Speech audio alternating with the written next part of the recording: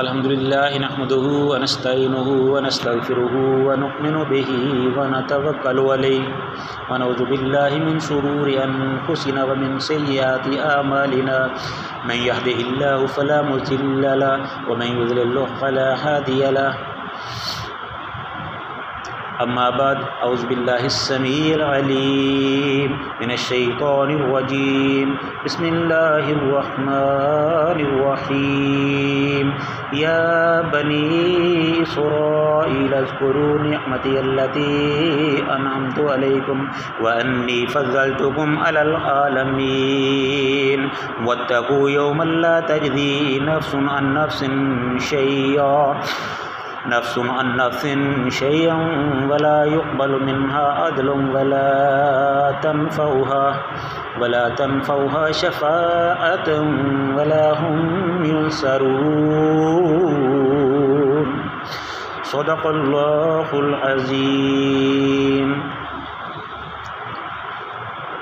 हर किस्म की हम्द व सना अल्लाह ताला की ज़ात के लिए जो सारे जहानों का पैदा करने वाला है, जो सबका मुश्किल कुशा और हाजत रुआ है, और लाखों करोड़ों दुरूद व सलाम रसूल अकरम सल्लल्लाहु अलैहि वसल्लम पर जो 1,24,000 पैगम्बरों के इमाम और हमारे हादी और रहबर और मुर्शिद हैं। अल्लाह ताला उन पर अपनी लाखों रहमतें नाज़िल फरमाए, आमीन। अल्लाह ताला ने फरमाया या बनी इस्राईल अज़्कुरू निअमती अल्लती, ए बनी इसराइल मेरी उन नेमतों को याद करो जो मैंने तुम पर अनाम की। अनअमता अलैकुम, जो मैंने तुम पर अनाम की।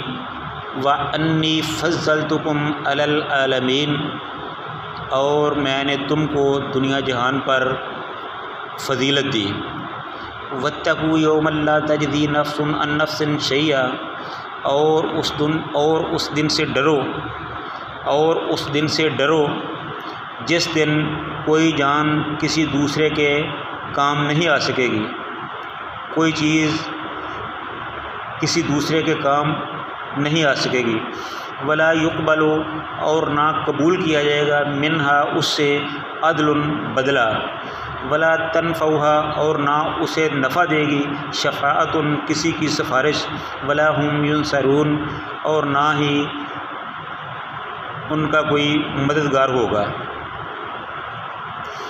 इसमें अल्लाह ताला ने बनी इसराइल को मुखातब किया है और कहा है कि ए बनी इसराइल ज़रा मेरी उन नेमतों का ज़िक्र तो करो, ज़रा मेरी उन नेमतों को याद तो करो जो मैंने तुम पर की। नेमती अल्लती, जो मैंने अनअमतु अलैकुम तुम पर अनाम की। बनी इसराइल वो कौम है जिन पर अल्लाह ताला ने बेशुमार नेमतें उनको अता की। अभी चंद मिनट में उनका अहाता नहीं किया जा सकता, लेकिन मैं मुख्तसरन उसका थोड़ा सा तज़किरा कर देता हूँ। ये भी अल्लाह ताला की बनी इसराइल पर एक बहुत बड़ी नेमत थी कि जब फ़िरौन को किसी ने बताया कि बनी इसराइल में एक ऐसा लड़का पैदा होगा जो तुम्हें ख़त्म कर देगा, तुम्हारी बादशाहत को ख़त्म कर देगा, रोंद डालेगा, उसकी वजह से तुम्हारी हुकूमत ख़त्म हो जाएगी। तो फ़िरौन ने बनी इसराइल के बच्चों को कत्ल करना शुरू कर दिया। तो उसने ये तरीका इख्तियार किया कि बनी इसराइल के यहाँ जो बेटा पैदा होता उसको कत्ल कर देता, और जो बेटी पैदा होती उसको वो ज़िंदा छोड़ देता। तो ये अल्लाह ताला ने फरमाया कि ये बनी इसराइल पर एक बहुत बड़ा इम्तहान था, उन पर एक इब्तला थी, आजमाइश थी। तो इसी तरह अल्लाह ताला ने इस चीज़ से बनी इसराइल को निजात दी।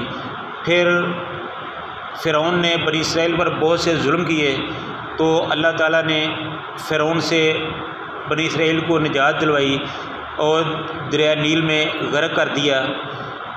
ये भी बनी इसराइल पर अल्लाह ताला की एक नेमत थी।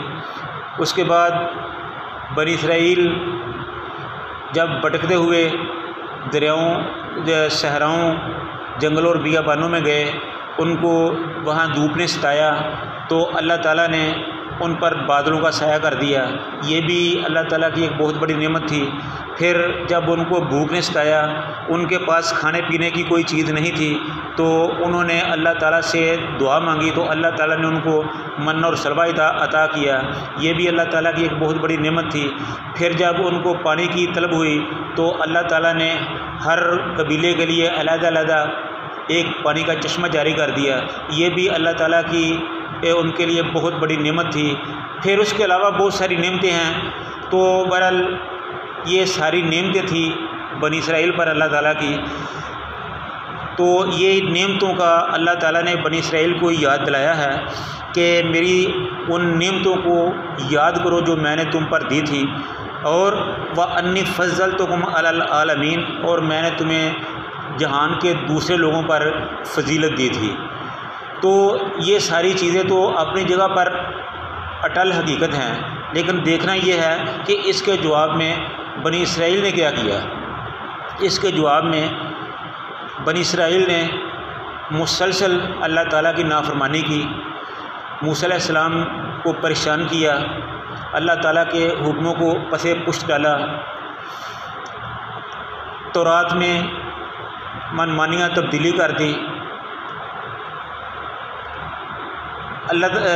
मछली के मामले में हफ्ते के दिन की मुखालफत की, दीगर बहुत से मामलात में उन्होंने हर मामले में अल्लाह ताला की मुखालफत की। तो जिसकी वजह से अल्लाह ताला ने उन पर अज़ाब की पेशगोई कर दी कि इनके लिए ज़लील कर देने वाला अज़ाब है, इनके लिए बहुत बड़ा अज़ाब है, उनको बंदर और खंजीर बना दिया। ये सारी चीज़ें जो उनके अपनी नाफरमानियों की वजह, अल्लाह ताला ने तो उनको फजीलत दी थी, उनको शान अता की थी, लेकिन वो अपनी बदअमालियों और बदकिरदारियों की वजह से अल्लाह ताला की नज़रों में गिर गए और ज़िल्लत और रसवाई उन पर मुसल्लत कर दी गई। तो इसके बाद अल्लाह ताला ने फरमाया कि वत्तक़ू यौमन ला तजज़ी, उस दिन से डरो